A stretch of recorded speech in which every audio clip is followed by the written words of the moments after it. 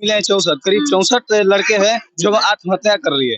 दवा इस प्रेशर में इस मोदी, अब हम उनको देखना पसंद नहीं करते हैं। आप जोड़ लीजिए, करोड़ों अरबों रुपया घोटाला करते हैं खाली फॉर्म भरवा कर। जो पहले अंग्रेज लोग हम लोग के ऊपर बहुत अत्याचार किए हैं, उससे बुरा भी हाल इस सरकार में होने वाला। ठीक है, नहीं झूठ में नरेंद्र, क्रिकेट में महेंद्र और पाखंड में धीरेन्द्र, इन तीनों को कोई हरा नहीं सकता है।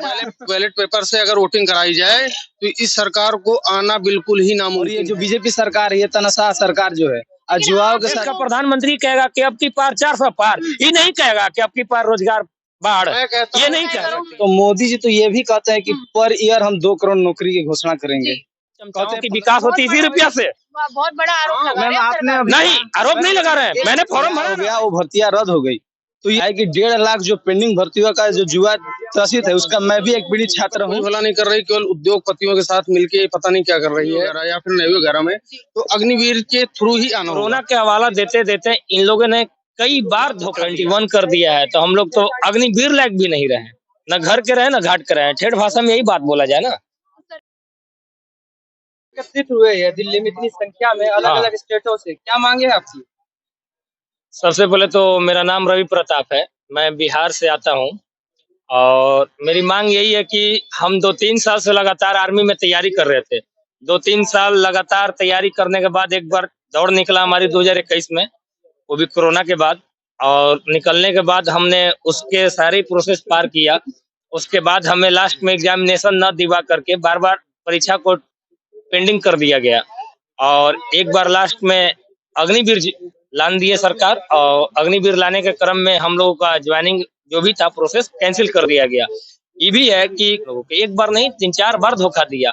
यहाँ तक कि हमारे आदरणीय रक्षा मंत्री राजनाथ सिंह ने कहा था कि आप लोग का जल्द से जल्द ज्वाइनिंग करवाई जाएगी, लेकिन उन्होंने नहीं सोचा और अग्निवीर स्कीम को थोप दिया हमारे ऊपर। क्या आपके पास अब समय सीमा नहीं रही या क्या दिक्कत आ रही है? दोबारा तैयारी कर सकते हैं आप?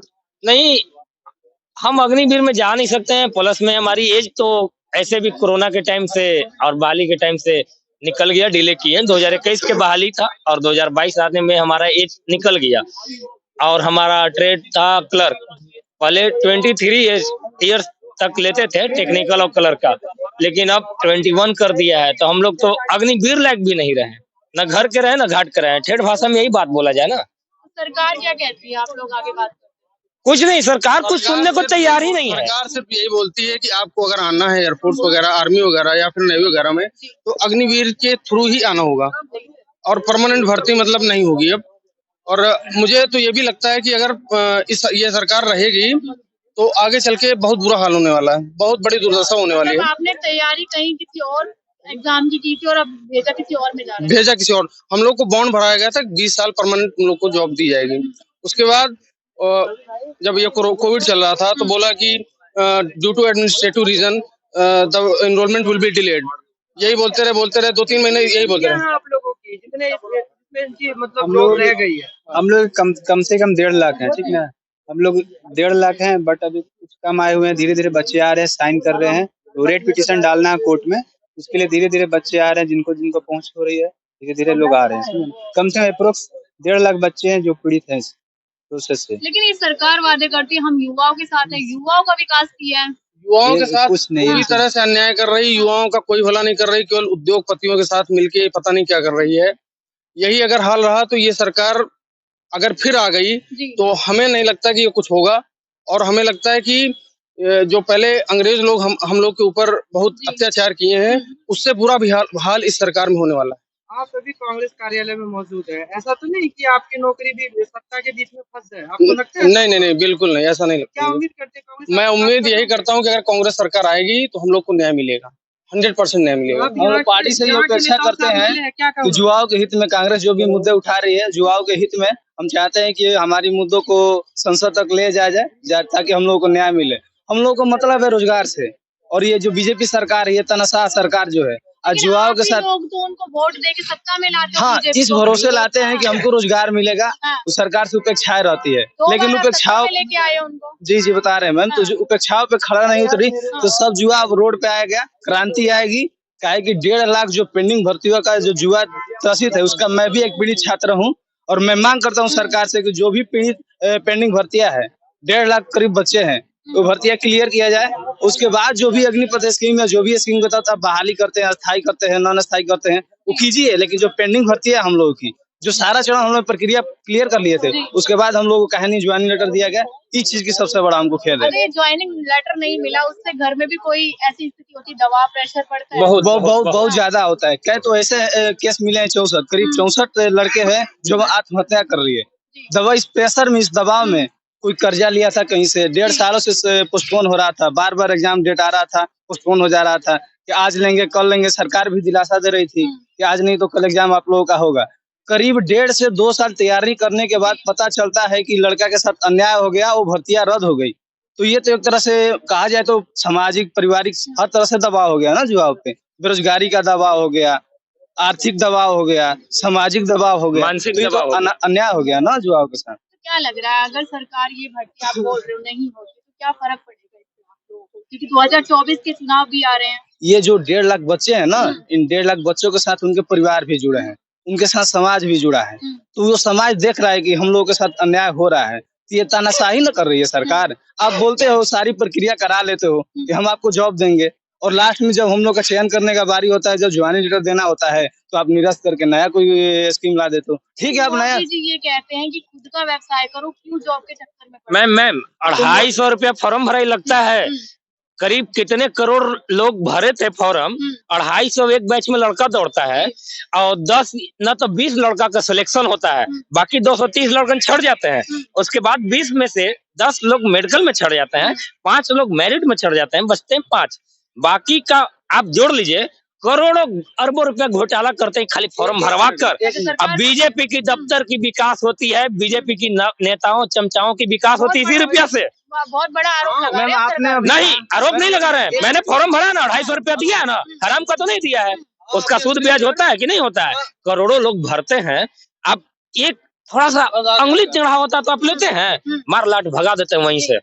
अब हमारी प्रोसेस सब कुछ करवाने के बाद कैसे निकल दिए? ऐसा होता है क्या? आपने कहा 100 रोजगार की बात की, पकौड़े तलना और बीजेपी तो कहती है ना, मोदी जी कहते हैं खुद का व्यवसाय करो। तो मोदी जी तो ये भी कहते हैं कि पर ईयर हम 2 करोड़ नौकरी की घोषणा करेंगे। कहते हैं 15 लाख खाते में आएगा।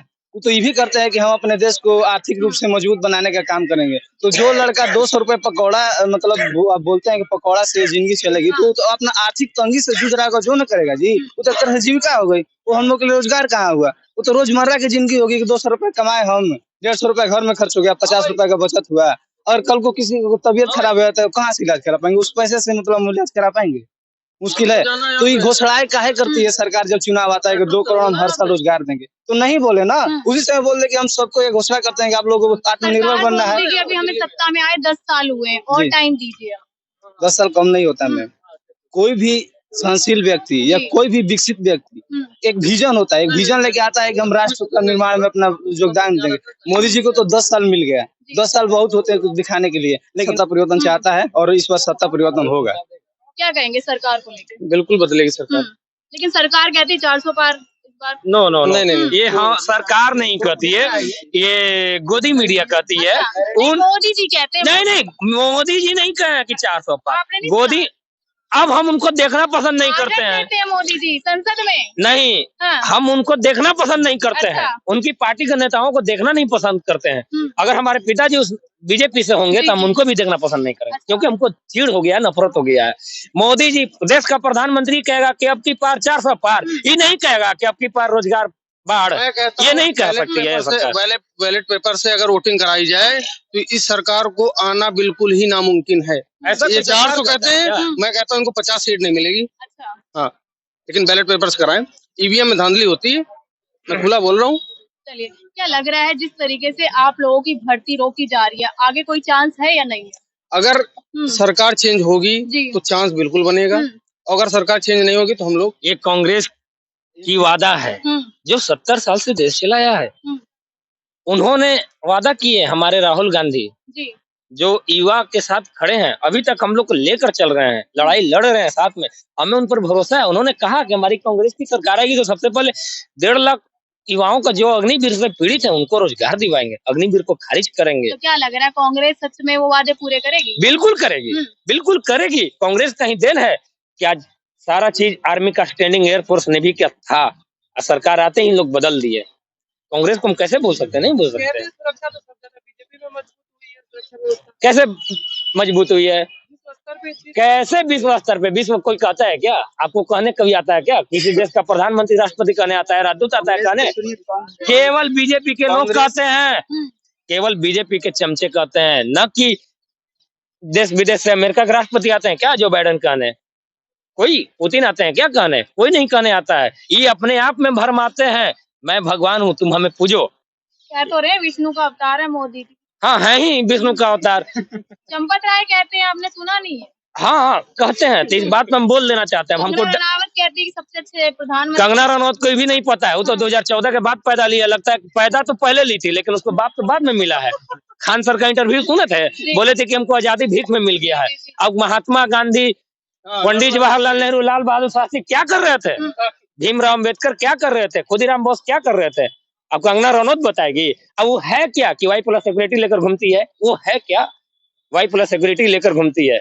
हम वो सबका तो विरोध करते हैं, भारी विरोध करते हैं। क्या कह रहे थे आप? सरकार से हम मेरे यही विरोध है कि पुरानी जो भी हम लोग की प्रक्रिया है पेंडिंग भर्ती है पूरी कीजिए, जी। वरना चुनाव आएगा, इसका परिणाम भुगतना पड़ेगा सरकार को। बस यही कहना है। पुरानी जितनी पुरानी भर्ती पूरा करने हैं। बीजेपी जो है से फिर से ब्रिटिश रूल लागू करना चाहते, फूट डालो और शासन करो, हिंदू और मुस्लिम को लगवाओ और फिर से अपने मतलब सत्ता में बैठे रहो, यही इनका प्रोपेगेंडा है। और युवाओं का ही कुछ करने जाने बीजेपी वादे करती कि युवा मेरे साथ है, युवा ये बोलने के लिए चाहते हैं, मैं बोलने के लिए धरती पे तीन लोग बहुत सुनिए, कहानी सुनिएगा। झूठ में मोदी, ठीक है, नहीं झूठ में नरेंद्र, क्रिकेट में महेंद्र और पाखंड में धीरेन्द्र, इन तीनों को कोई हरा नहीं सकता है। ये बात भूल जाइए। चलिए।